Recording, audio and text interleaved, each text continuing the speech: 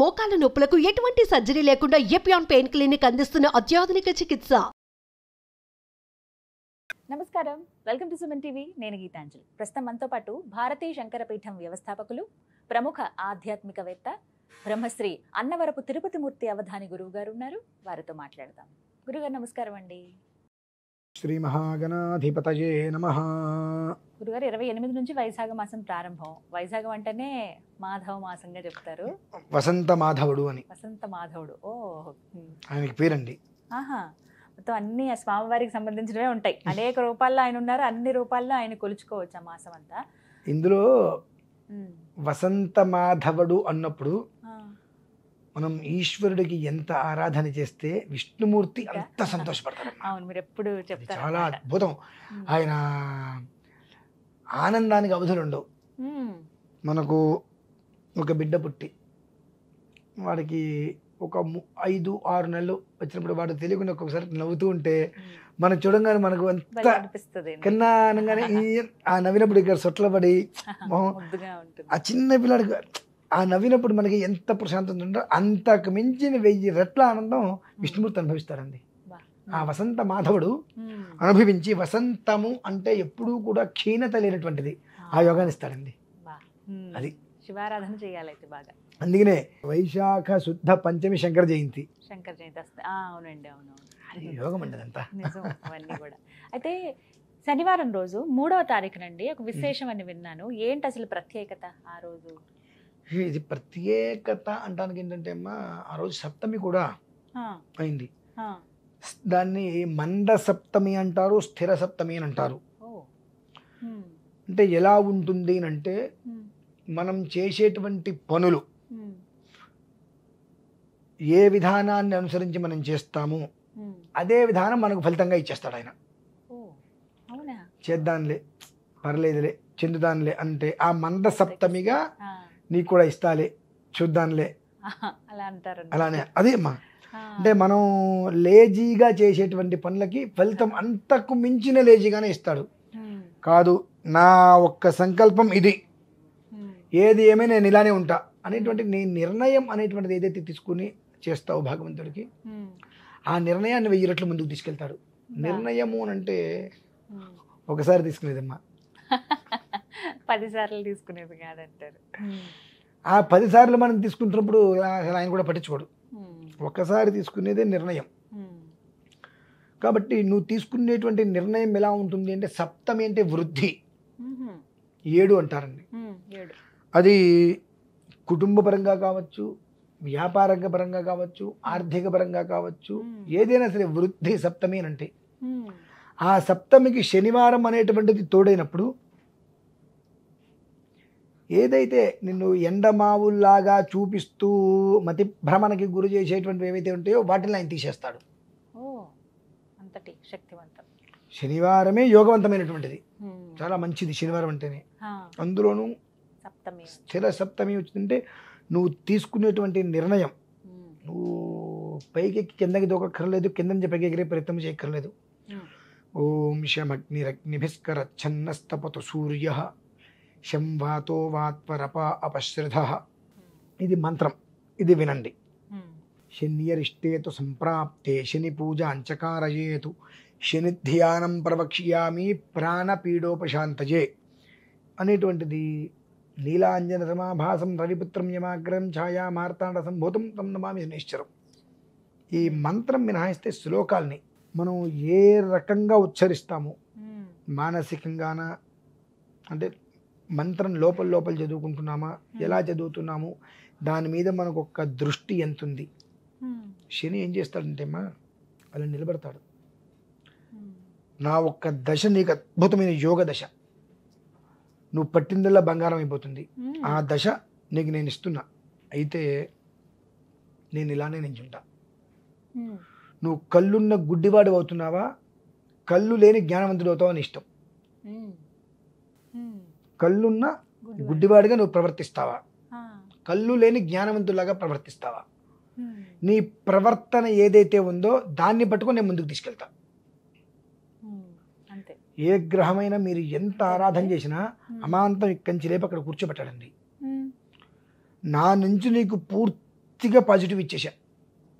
నీకంటూ ఒక మానసిక ఆలోచన బుద్ధి ఉంది.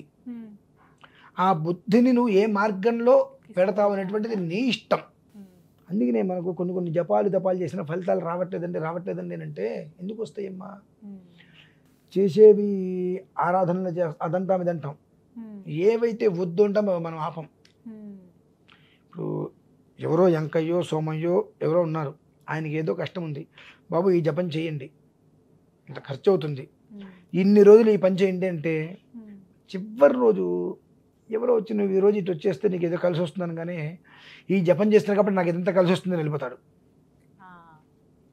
ఇది పరీక్ష కదా అని ఆలోచించడు, వెళ్ళిపోతాడు, మొత్తం శ్రార్థం చెడిపోతుంది. కాబట్టి శని ఏంటంటే నీకు అపరిమితమైన అనుగ్రహాన్ని ఇచ్చేస్తాడు. అది నువ్వు పొందగలవా లేవా అనేటువంటి విషయం నువ్వు చూసుకోవాలి. అది పొందేటువంటి అర్హత మనకున్నదా? ఆశ ఉంటే సరిపోదు, అది పొందే అర్హత మనకున్నదా, దాన్ని మనం పొందగలుగుతున్నామా అనేటువంటి విషయాన్ని మనం చూసుకోవాలి. సప్తమేనంటే ఎంత వృద్ధమ్మా, సామాన్యమైన వృద్ధి కాదు అది.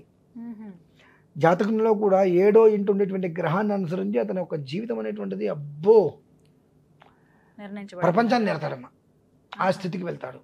చెప్పిన మాటకి తిరిగి ఉండదు ఇంకా. సుగ్రీవాజ్ఞ అంటారు, తెలుసా అండి మీకు? సుగ్రీవాజ్ఞ అంటే ఆయన మనం మామూలుగా ఎవరైనా చెప్పి పని చేయకపోతే ఏమంటాం? మొహం మండ, ప్రాణం తెస్తా, కాదు రేపొద్దున కానీ ఈ పని చేయకపోతే చేతులు ఎరకొట్టేస్తా అంటాం మనం. నిజంగా మనం చేతులు ఎరకొట్టమని వాడికి కూడా తెలుసుగా. సుగ్రీవాజ్ఞ అంటే ఎలా ఉంటుందంటే, ఇవాళ ఒక పని చెప్తాడు ఆయన, చేయలేదనుకోండి రేపు నాన్న నిన్న నీకు ఈ పని చెప్పా, ఈ పని ఇవాళ ఇలానే పెండింగ్ ఉంటే ఎల్లుండి నీకు ఆ పని చేయడానికి నీకు చేతులు ఉండవేమో నాన్న అంటాడు ఆయన. అమ్మో ఎంత సౌమ్యంగా చచ్చినట్టు చేస్తాడు. అంటే సుగ్రీవాజ్ఞ అంటే ఆయన నోటి నుంచి ఒక మాట వచ్చిందంటే జరిగి తీరాల్సిందే. లంకకి వెళ్ళి సీతామవారిని వెతుక్కురండి అనగానే గజగజలాడారు వీళ్ళంతా, వానరులంతా. ఎందుకనా? ఏం చేస్తాడో తెలియదు. కాబట్టి సుగ్రీవాజ్ఞ. అలా ఆ సప్తమి అనేటువంటిది స్థిరము, ఈ రెండు కలిసి వచ్చినప్పుడు ఏంటంటే మనం ఏదైతే వృద్ధి అనేటువంటి దానికి ఆ ఉండే గ్రహాన్ని అనుసరించి నువ్వు చెప్తే అక్కడ జరగాల్సిందే. అది వెళ్ళాలంటే చురుగ్గా ఉండాలి.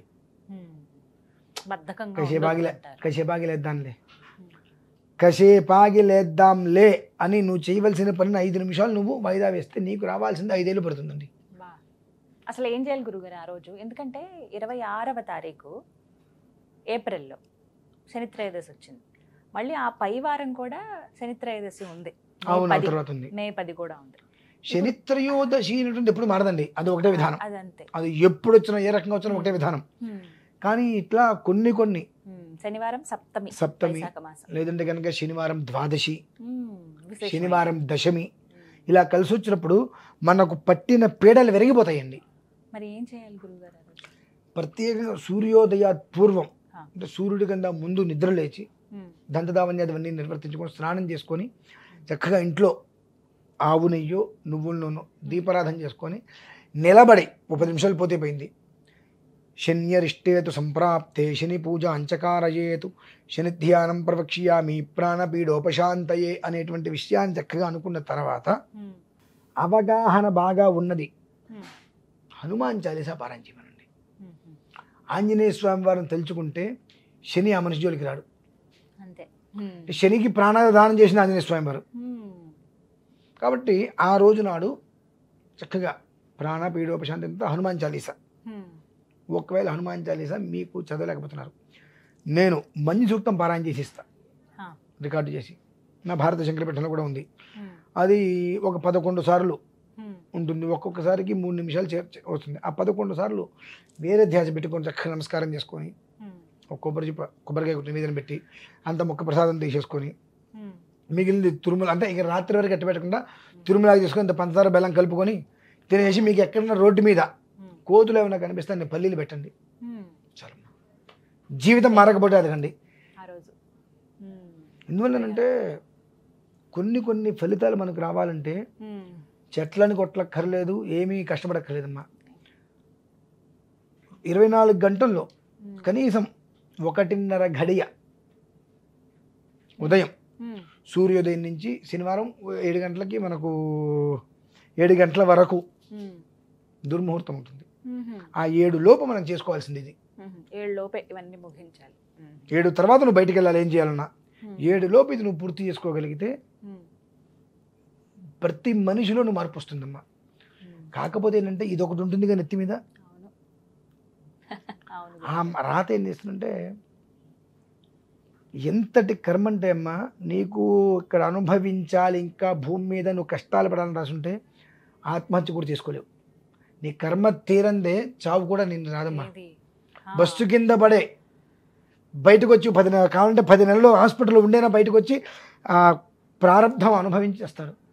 నిన్న చదివే పాపం 9 లక్షల రూపాయలు అప్పు ఉందని చెప్పి అప్పు తీర్చలేక ఆత్మహత్య చేసుకుంటే ఆయన కాపాడటం కోసం ఇంకో 9 లక్షలు అప్పు చేయాల్సి వచ్చింది. దీన్నే కర్మ అంటారండి. ఆ అనుభవించేటువంటి కర్మ పూర్తి కాకుండా చనిపోవాలనుకున్న చవరాదమ్మా. అంతకు మించి కష్టాలు వస్తాయి. అటువంటి వాటి నుంచి బయటపడటానికి భగవంతుడు ఇచ్చేటువంటి సూక్ష్మమైనటువంటి మార్గం ఇది. ఇటువంటి మనం చెయ్యం.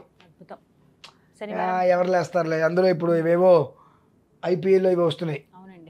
అవసరమైతే వాటికి 1000 రూపాయలు పెట్టి మొన్న చూసా ఎవరో ఆ పిల్లవాడిని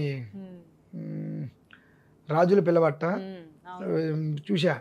నాన్న అతని పేరేదో పిలిచారు, మేము రాజులమే అనగానే వెంటనే పిల్లవాడు విచిత్ర పిల్లవాడు ఆగిపోయాడు అక్కడ. నేను చూడటానికి 12,000 రూపాయలు ఒక్కొక్కరు టికెట్ పెట్టుకుని వచ్చాము అని చెప్తున్నారు.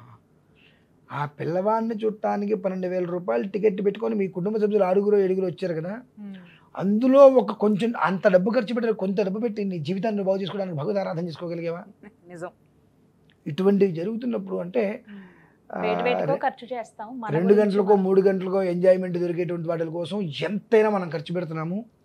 జీవితకాలానికి మంచి జరుగుతుంది అంటే కొంత ఖర్చు పెట్టడానికి కూడా ఇది నిజమా? ఫలితం వస్తుందా? మంచి జరుగుతుందా? మీ లోపలే నెగిటివ్ అంతగా బాధకపోయింది. సినిమాకి వెళ్తే 3 గంటలు ఏం వచ్చింది నీకు ఆనందం? దానికి టికెట్ ఖర్చు పెడతాం. ఐపీఎల్ మ్యాచ్ టీవీలో చూసినా అదే, గ్రౌండ్లోకి వెళ్ళి చూసినా 1000 రూపాయలు ఖర్చు పెట్టి చూస్తే నీకు వచ్చిన ఆనందం ఏంటి? దీనివల్ల వాళ్ళందరూ కోట్ల రూపాయలు సంపాదించి చేసి బాగుపడుతున్నారు. ఆ 4 గంటల సమయం కోసం నువ్వు ఆ ఊరు నుంచి ఇక్కడికి వచ్చి ఒక రోజు సమయం వేస్ట్ అయిపోయిందిగా. ఆ రోజు నీ జీవితంలో ఎంత ఖర్చు పెట్టినా తిరిగి తెచ్చుకోగలవా? ఇలా ఉన్నామమ్మా మనం. కాబట్టి అంటే చిన్న చిన్న ఉపాయాలు ఖర్చు లేకుండా చేసుకోవాలి అంటే ఎవడు చేయడు. ఖర్చు పెట్టి చేసుకోమంటే చేసుకోవడానికి సిద్ధపడి సరిగ్గా చెయ్యకుండా నాకు ఫలితం రాలేదంటాడు. ఖర్చు లేకుండా చేసుకోమంటే ఈ పంతులు గారికి ఏం తెలియదు అసలు. గొప్ప పంతులు గారు, చాలా పెద్ద పంతులు గారు అయితే పెద్ద పూజ చెప్తారు.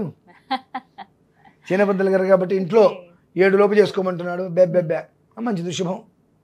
నువ్వు చేసుకోకపోతే ఇబ్బంది పడేది నువ్వే, చేసుకుంటే బాగుపడేది నువ్వే. అందులో నాకు లాభము లేదు నష్టము లేదు. ఇక్కడ చెప్పడం అనేటువంటిది నా ధర్మం, ఆచరించకపోవడం అనేది నీ కర్మం అంతే. వివరించారండి. నమస్కారం గురుగారు. శనివారం సప్తమి వైశాఖ మాసం అండి, అద్భుతమైన రోజు అని చెప్తున్నారు. స్థిర శనివారం, స్థిర సప్తమి అని చెప్తున్నారు. మన్యు సూక్తం అవన్నీ కూడా గురువు గారు అవి మీకు చక్కగా రికార్డ్ చేసి పంపిస్తారు. అయితే ఇంకా వివరాలు కావాలంటే కనుక నేను గురువు గారికి సంబంధించిన నెంబర్ మీకు స్క్రీన్ మీద డిస్ప్లే చేస్తున్నాను. కాల్ చేసి మీరు అపాయింట్మెంట్ తీసుకుని మాట్లాడొచ్చు. లేదంటే కనుక మీరు ఏ సందర్భంలో మీరు కాల్ చేస్తున్నారో ఆ వివరాలు తెలియచేయండి. ఆ రోజుకి సంబంధించిన వివరాలు మీరు తెలుసుకోవచ్చు. ఇది వాళ్ళ వీడియో. నమస్కారం.